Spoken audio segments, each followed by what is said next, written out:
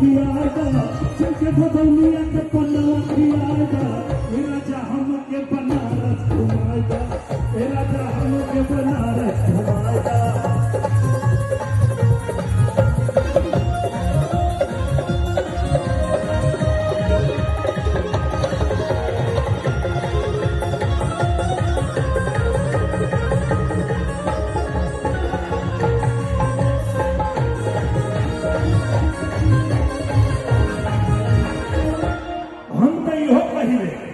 सरिया पिया चल पैगनी करा के